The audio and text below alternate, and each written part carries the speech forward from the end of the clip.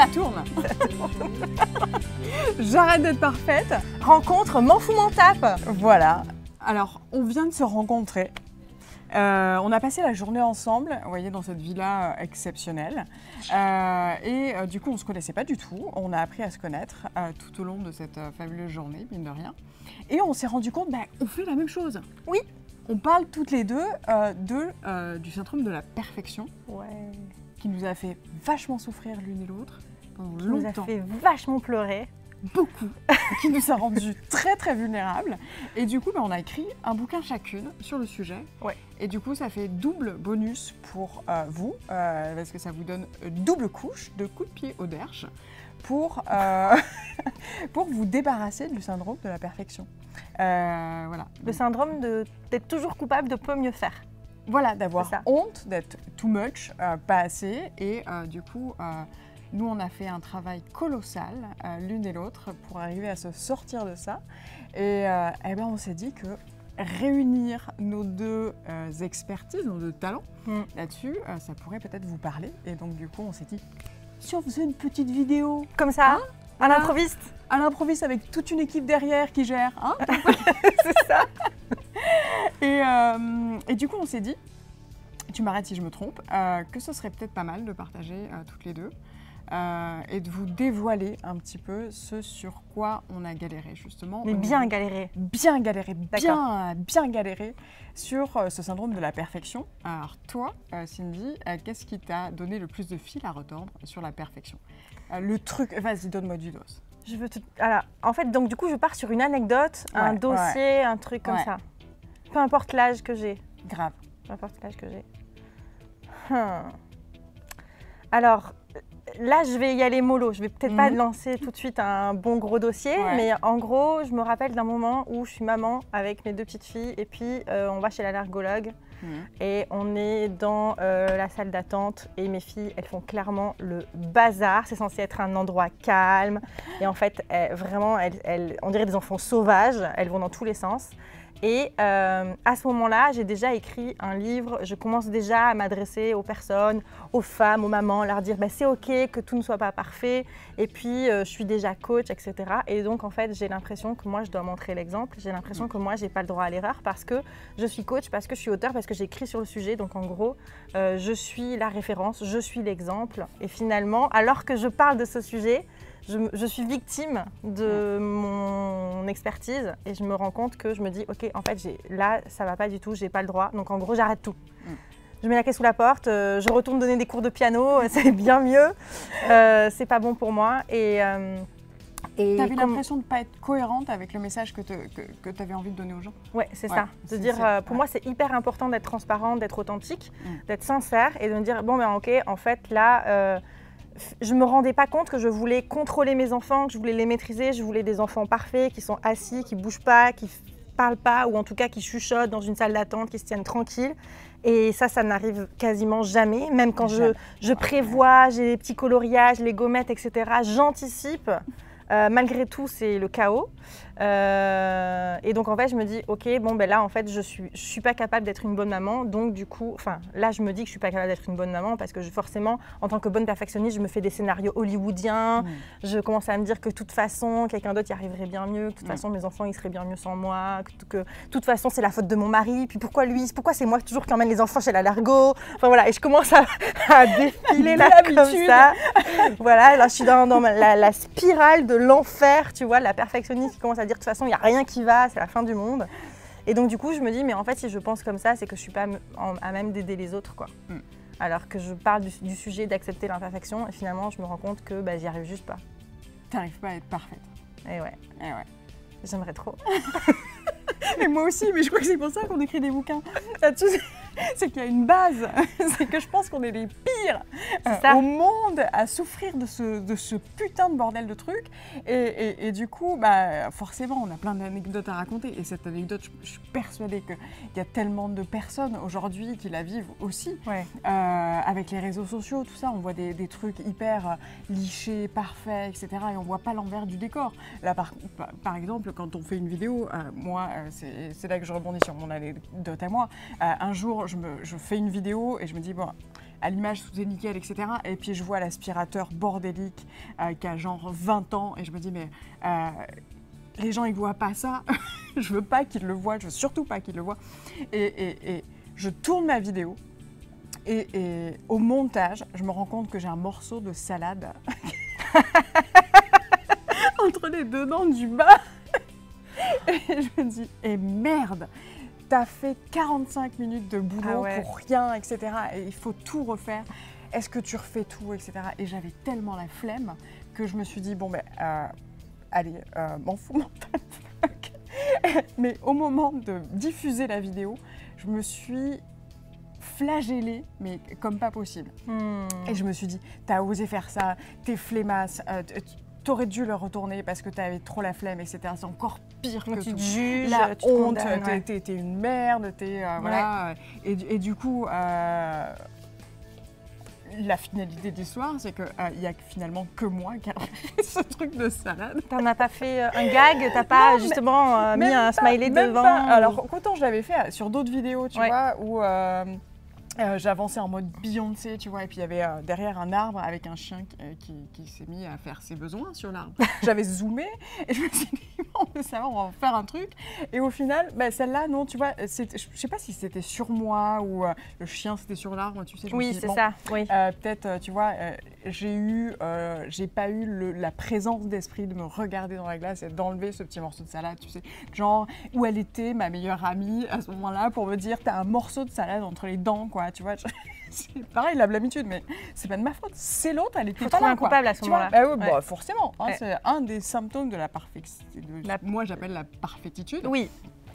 Et du coup, voilà. Et en fait, personne dans mes followers s'est rendu compte que j'avais un morceau de salade. Comme quoi, on fait une fixette, mais monumentale sur des trucs, alors que les gens s'en foutent, en fait. C'est ça. Voilà. J'ai une question pour toi assez inconfortable. Vas-y. Pour voir si m'en fous m'en tape à ce point-là. Est-ce que tu aurais une anecdote à raconter, genre d'une bêtise ou d'un truc que tu as fait, puis finalement les gens ne le savent pas sur toi? C'est un truc que tu n'as encore jamais dit, tu vois, genre c'est le moment là, maintenant, c'est une occasion pour toi. C'est une opportunité de révéler un secret sans en tomber de ta chaise. Alors, je tombe très régulièrement de ma chaise. Et c'est une question difficile pour moi parce que je fais des conférences. Et du coup, pour moi, chaque histoire bien pourrie, je fais des conférences sur la honte et la vulnérabilité. Et chaque histoire bien pourrie, pour moi, c'est un truc en or. Dès qu'il m'arrive une grosse merde, et bien au final, c'est vachement bien pour mon métier parce que je me transforme et j'en fais un truc assez sympa.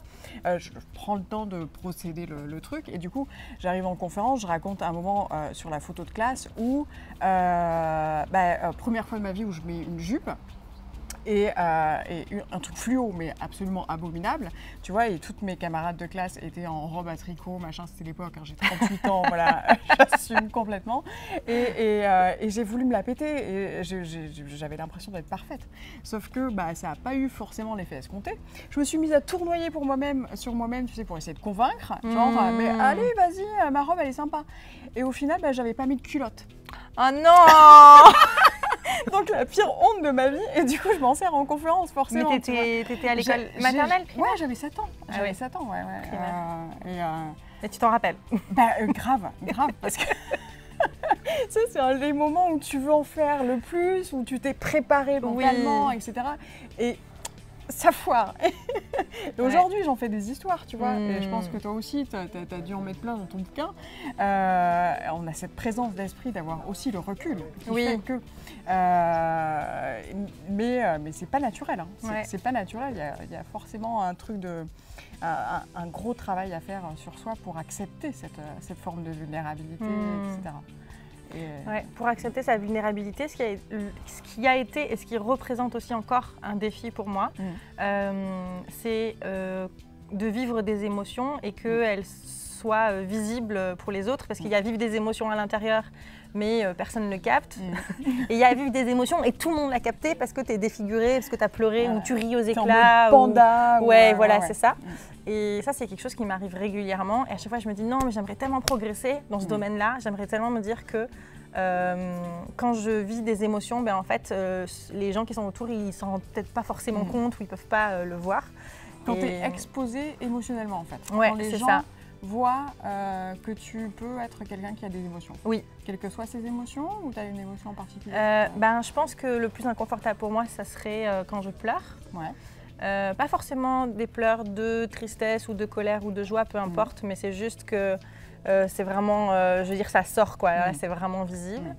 Et je me rappelle quand j'ai été interviewée sur France 2, j'étais enceinte, ça avait été une catastrophe dans le train, j'ai failli vomir, il y avait des grèves, le taxi, j'ai failli ne pas en avoir, bon bref, j'arrive. On me donne quelque chose à manger, je m'en fous sur mon haut. Heureusement, j'avais un deuxième haut de rechange et tout. Donc, franchement, émotionnellement, j'étais… Le deuxième haut de rechange, ah bah ouais, en mode je prévois, j'anticipe, sous contrôle et tout. Et puis, et je me dis, bon, c'est bon, on a eu le pire est passé, le pire est derrière. Et je m'installe et puis… c'est lié sur mon histoire de petite fille qui faisait beaucoup de piano, etc. Et puis il passe une vidéo où on me voit, on me dit « Ah, ben c'est vous étiez en train de jouer du piano et tout ». Et là, je sens, je retiens, je sens la chaleur qui monte, le cœur qui commence à battre, je sens que je deviens rouge et je sens que juste comme ça, elle me pose une question et genre juste je peux pas répondre et je fais comme ça et j'explose en larmes. Et juste avant, en fait, ils te font signer un truc comme quoi tout ce qui est filmé en fait peut être réutilisé et même tu peux pas t'opposer à ce que ce soit rediffusé sur des comment ça s'appelle, tu sais, quand la cession des droits d'image. Oui, et puis s'il y a les scènes en fait qui font le buzz, ils peuvent les remettre autant de fois qu'ils veulent. Ils te disent ça, tu peux passer dans des zappings, dans des trucs, tu vois. C'est ça. Pression. Et donc tu sais à ce moment-là que tu as signé ça et genre ça revient. Et là, tu te dis, c'est pas privé, quoi. C'est-à-dire que ça va passer à la télé, ma communauté va le voir, ça m'appartient plus. Donc, je suis vraiment plus en contrôle. Je suis obligée de lâcher mon image, le regard des autres et tout ça. Et ça, c'est vraiment quelque chose qui peut être compliqué pour moi. Et je pense qu'on est toute une génération où on nous a dit, quand on était enfant, que quand on avait des émotions, et notamment de pleurer, genre tout de suite d'arrêter. Stop ça, ça suffit. Stop, ou t'es trop sensible, franchement, endorsis-toi, je veux dire, arrête, t'es plus un bébé, quoi. Arrête, ça suffit, sois forte. Et donc en fait, pleurer, c'est genre, c'est inadéquat, c'est sortir du cadre, c'est une faiblesse, ça va pas, ça fonctionne pas, quoi. Parce que tu pleures, tu es faible et donc tu vas pas pouvoir assurer le caramel derrière. C'est un truc qui m'a vraiment beaucoup handicapée. Clairement, c'est… tu dois être forte, tu dois porter tout sur tes épaules, arrête de faire le bébé, arrête, t'es pas un enfant, machin. Et très très jeune, et du coup j'ai porté des responsabilités qui étaient peut-être un peu trop tôt, et du coup je l'ai gardé aussi à l'âge adulte, et c'est pour ça que j'ai du mal à lâcher, tu vois, à lâcher et à m'autoriser à déléguer des choses, parce que j'ai l'impression que ça va pas être fait comme il faut que ça soit fait, tu vois, ou des trucs comme ça. C'est vraiment ce qui me rend aussi vulnérable aujourd'hui, quoi. Dans la recherche d'une excellence, tu sais, on dit souvent faut pas chercher la perfection, faut chercher l'excellence. Moi, ça me fait un peu rigoler parce que quand tu cherches l'excellence, c'est un autre moyen de dire je veux que ce soit parfait, tu vois. Alors effectivement, tu peux chercher à atteindre un but d'une façon que tu as toi dans la tête et que tu as envie, tiens, j'ai une idée, j'ai envie que ça ressemble à ça, etc. Au final, on sait tous que ça ressemble jamais exactement au truc qu'on a prévu. On peut s'en approcher, voilà, mais ce ne sera jamais parfait, la perfection, et je pense que tu me contrediras pas là-dessus, ça n'existe pas. Mais en tout cas, ça nous aide aussi à être meilleurs, c'est aussi ça. Moi, ce que je retiens de cette grosse galère, de cette galéritude avec le syndrome de la perfection, et c'est que c'est aussi une façon d'étouffer ma propre vulnérabilité. Tu vois, dans le positionnement, je suis forte, tu vois, t-shirt Wonder Woman. Oui. Aujourd'hui, je le porte ironiquement, mais c'est dans ce sois forte, etc. C'est et ben si je suis parfaite, je vais être forte et personne ne pourra sentir que je suis faible. Tu vois, et donc si on sent que je suis forte, c'est que je suis en sécurité. C'est ça. Donc et personne ne pourra trouver à m'atteindre. redire. Ouais, et voilà. ils vont tous fermer leur gueule. C'est ça. Et voilà, et il n'y aura plus rien à redire. Donc, plus ma vie ressemble à une pub Ikea, mieux je me porte. C'est ça. Alors que c'est le bordel à la maison. Je crois que tu as 3 gosses, moi j'avais même pas cette excuse-là. Tu vois, j'ai 7 t'as des chats. animaux. J'ai 7 chats. T'as des animaux. Donc voilà, les poils sur la veste, ça fait partie. C'est ça. C'est ça. Bah ouais. Mais en tout cas, moi je suis ravie d'avoir fait ta connaissance. Et moi aussi. Et c'est un truc, je pense, qu'on va garder. Hein. Voilà. Donc si vous souffrez du syndrome de la perfectitude et que vous avez envie de vous en foutre, taper, je bafouille sur mes propres mots que j'invente. Si vous avez envie de vous en foutre, vous en taper et d'arrêter d'être parfaite, vous avez nos 2 bouquins. Le mien s'appelle M'en fous, m'en tape, l'éloge de l'imparfaititude. C'est difficile à retenir, j'en suis consciente. Le sien est beaucoup plus simple et j'arrête d'être parfaite, 21 jours pour lâcher prise. Voilà, j'aime beaucoup ton titre. Ah ouais. J'aime beaucoup ton thème, d'ailleurs. Ouais. Faudrait que j'écrive un bouquin Je là-dessus. pense que oui. Ouais. Je pense que ça peut parler aux gens. Ouais. Ça peut les libérer. Ça peut être un bon sujet. Je pense que c'est le sujet qui va libérer l'humanité. Ouais. Moi, je réfléchis, tu vois, à lancer un hashtag. Je pense M'en fous, m'en tape, c'est un bon truc. Ça peut marcher. Je pense. Tu me devras des sous parce qu'il est déposé, mais ça peut marcher. Voilà.